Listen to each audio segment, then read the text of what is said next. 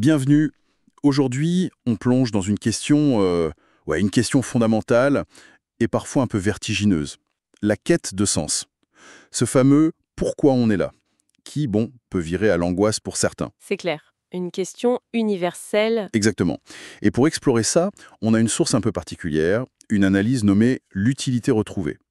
Ça ressemble à un journal intime, philosophique, psychologique, qui mélange des réflexions, des lectures. Oui, il y a pas mal de références à Viktor Frankl et sa logothérapie, j'ai vu. C'est ça. Et aussi des questionnements sur le cosmos et même des bouts de poèmes très personnels. C'est assez riche. Notre but aujourd'hui, c'est de suivre un peu ce cheminement, voir comment on passe de ce sentiment de poids existentiel à l'idée qu'on peut trouver, ou même, et ça c'est important, créer du sens. Oui, l'idée de création est centrale. On va regarder cette tension entre, d'un côté, le besoin d'une raison qui vient d'ailleurs, et de l'autre, la réalité de notre vie, quoi. Prêt? On y va? Alors, ça commence fort dans la source, avec cette question: pourquoi tu veux toujours savoir pourquoi on existe? Ça sonne presque comme un petit reproche affectué, non? Oui, ça pose d'emblée le problème, cette recherche un peu désespérée d'une validation externe. C'est ça, d'un rôle, un code, une loi, comme si on cherchait un mode d'emploi cosmique pour que l'existence soit euh, supportable. Le mot bearable est même utilisé en anglais. Ça montre bien le poids. Oui, l'idée de fardeau. Et puis, il y a cette phrase un peu mystérieuse. Surmontable. Merci, surmontable. Je ne sais pas trop comment l'interpréter, mais ça m'évoque l'idée de poser ses doutes, ses fables personnelles, là, devant soi, pour les regarder en face. C'est une très bonne lecture, je pense. Cette confrontation est essentielle. Et c'est là que la logothérapie de Frankl, citée dans la source, devient intéressante. Pour Frankl, ce malaise, cette angoisse, c'est souvent le symptôme de ce qu'il appelle le vide existentiel. Le vide existentiel? Oui, et il dit quelque chose de très fort. La quête de sens, c'est pas un hobby de philosophe, c'est la motivation première de l'être humain. Vraiment, le moteur principal. Ah oui, carrément, la motivation première. Absolument. Et si cette quête est bloquée, on tombe dans l'ennui, la déprime, ce qu'il appelle la crise noapathique, une souffrance liée au manque de sens, une souffrance de l'esprit, du nous. D'accord. Et le point clé, là où ça va un peu à contre-courant de la demande d'un code extérieur, c'est que Frankel dit «on» le sens. Ça ne se trouve pas comme un trésor ou une loi écrite quelque part. Ça se crée, ou plutôt, ça se découvre à travers notre engagement, notre responsabilité face à la vie. Donc on passe de «à quoi je sers» à À de quoi ou de qui je suis responsable. C'est une inversion de la question, en fait. c'est un sacré changement de perspective. Faut plus attendre les instructions, faut agir. Mais la source montre bien que c'est pas simple. Il y a cet avertissement attribué à une mère, je crois. Oui, quelque chose comme. Tu sauras jamais, c'est comme ça et ça t'usera. Ça fait un peu froid dans le dos, ce fatalisme. C'est le risque du nihilisme, de l'épuisement à chercher sans fin. Exactement. L'usure psychologique. Et ça explique peut-être ce sentiment d'être une vieille âme qui erre depuis des millénaires en quête d'un mantra. C'est une image forte, cette errance. Oui, et elle est ambivalente, cette image de la vieille âme. D'un côté, comme le dit la source, ça exprime une vraie souffrance, un décalage, l'impression d'être un peu tombé dans le néant, pas à sa place dans un monde qui semble absurde. Mhm. Mais d'un autre côté, la vieille âme, c'est aussi souvent associé à une certaine sagesse, une profondeur, une empathie, une connexion différente peut-être. D'accord, il y a les deux aspects. Voilà. Et du coup, cette quête d'un mantra, d'un code, d'une loi, c'est peut-être pas juste vouloir des règles pour être tranquille, c'est peut-être la recherche d'un fil conducteur intérieur, une vocation, si tu veux, qui permettrait à cette sagesse potentielle de s'exprimer, de trouver comment agir dans le monde. Ah, je vois. Le poids de pas encore avoir trouvé sa propre loi, son propre axe pour agir de façon pleine de sens. Ok, donc la quête d'un code extérieur cache peut-être la quête de sa propre boussole intérieure. Mais cette envie d'une règle plus grande, elle est tenace. La source demande: et si ce code existait pour tout? Animaux, plantes, même les pierres. Est-ce que la science pourrait nous donner ça? C'est tentant de chercher la réponse dans la nature.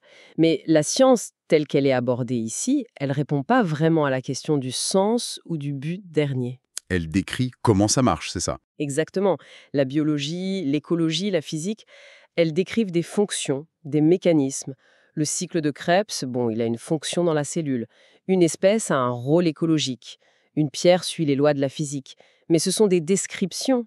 Il n'y a pas d'intentionnalité là-dedans, pas de mission au sens où on l'entend. Hmm, La source rappelle que la vie, même si elle est incroyable, est vue par la science comme une sorte de complexité chimique propre à la Terre, pas de plan derrière tout ça. ce qui peut être un peu déprimant, non? Ou pas.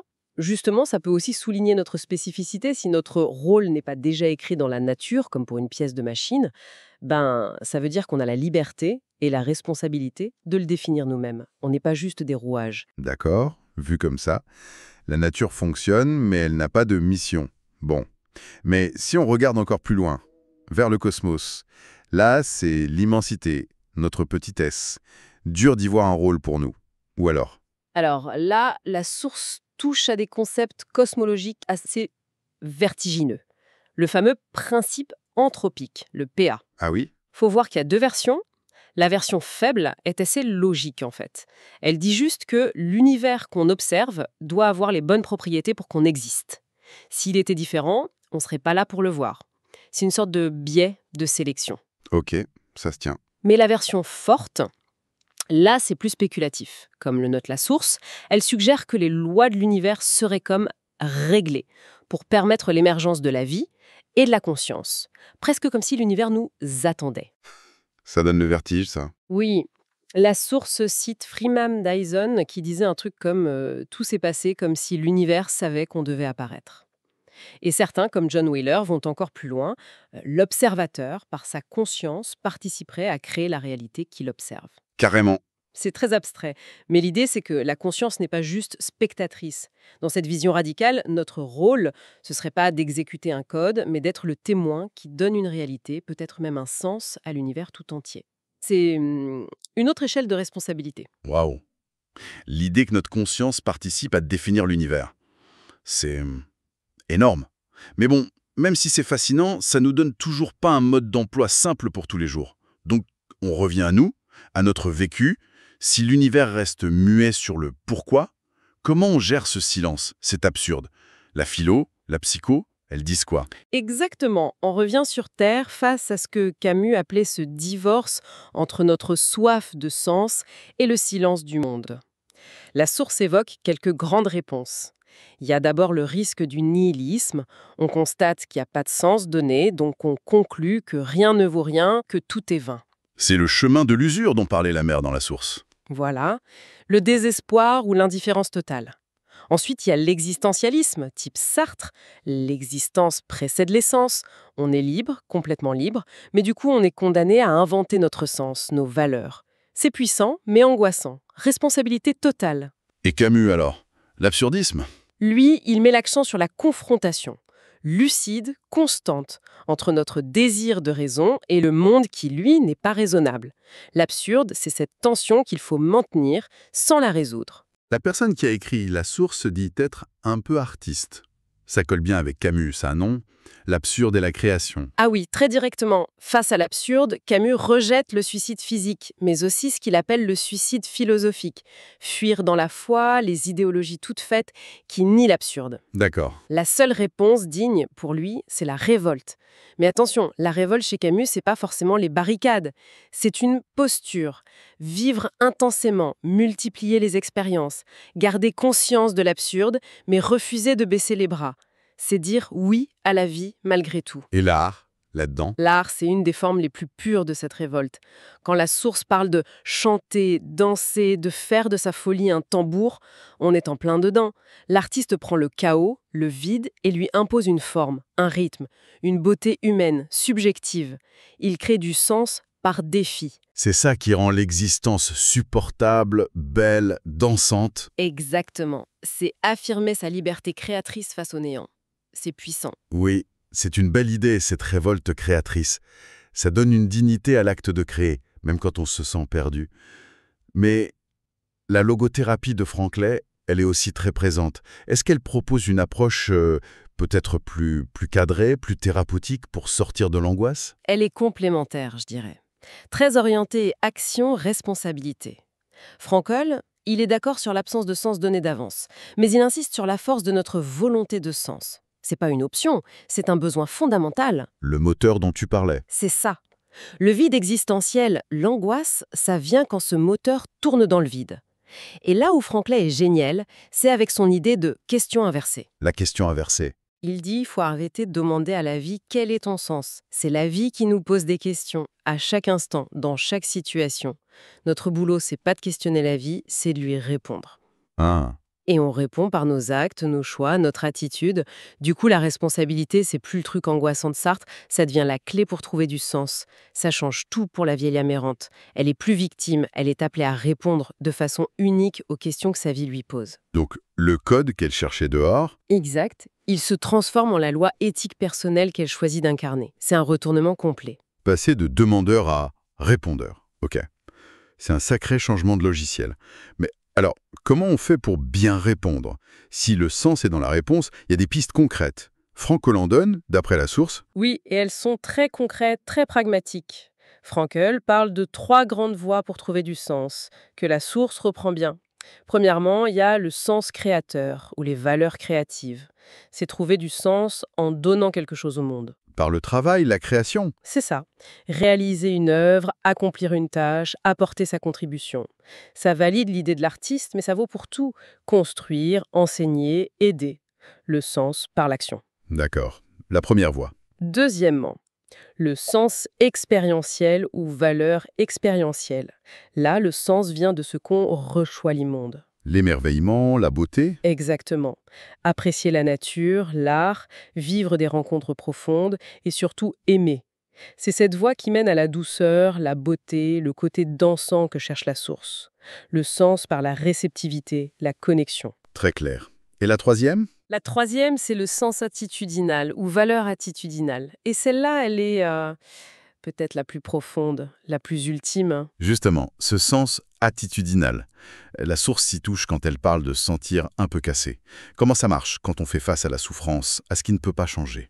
C'est la voie du sens face à l'inévitable. La souffrance qu'on ne peut ni éviter ni changer. Frankl, qui a vécu les camps, a vu que, même dans les pires conditions, il restait une liberté. Choisir son attitude intérieure. Choisir comment on fait face. Voilà. Trouver un sens là, ça ne veut pas dire aimer souffrir, évidemment, mais c'est choisir le courage, la dignité, la compassion, même au milieu de l'horreur. Comme le dit la source en citant Frankl, c'est témoigner du potentiel uniquement humain à son meilleur. Transformer la tragédie en triomphe intérieur. C'est un peu ça, un triomphe de l'esprit.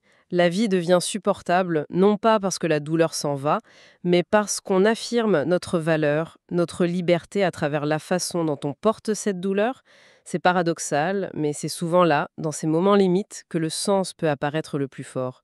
La liberté humaine a le dernier mot sur le destin. C'est incroyablement fort comme perspective. Donc, si on essaie de résumer ce parcours, ce voyage intérieur que propose la source, on part de l'angoisse face au silence de l'univers, de cette quête d'un code extérieur. Mhm. On regarde du côté de la science, de la cosmo. Ça nous renvoie à nous, à notre rôle de conscience peut-être, mais sans mode d'emploi. C'est ça. Alors on se tourne vers la philo, la psycho. On reconnaît l'absurde, mais sans sombrer dans le nihilisme. On adopte la révolte créatrice de Camus, Oui. et surtout, la posture de responsabilité de Frankl. La vie pose des questions, à nous de répondre. Et les réponses, on les trouve sur 3 chemins. Créer, expérimenter, c'est-à-dire aimer, s'émerveiller, et choisir son attitude face à ce qu'on ne peut pas changer. C'est une excellente synthèse. Du coup, la réponse à pourquoi on existe, c'est pas une formule, c'est une action continue. Vivre, créer, aimer, répondre avec courage. Rendre la vie supportable, ça devient une sorte de conquête active, une danse avec le néant, comme le dit joliment la source. C'est exactement ça. Une danse exigeante mais pleine d'espoir. Et peut-être pour finir, une petite question qui reste en suspens, qui affleure dans la source.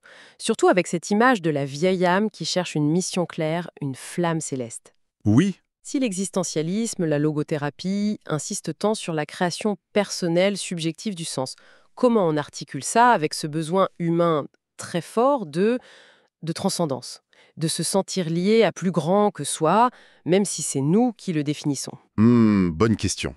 Cette flamme intérieure qu'on cherche, est-ce qu'elle est juste auto-générée par notre volonté, ou est-ce qu'il y a une place, même dans un monde absurde, pour une sorte de résonance, d'alignement avec quelque chose qui nous dépasse, un peu comme le dharma dans certaines traditions, ou ce sentiment de la vieille âme d'avoir une note à jouer? Est-ce que la mission qu'on se forge est pure invention ou aussi une forme de découverte? Voilà.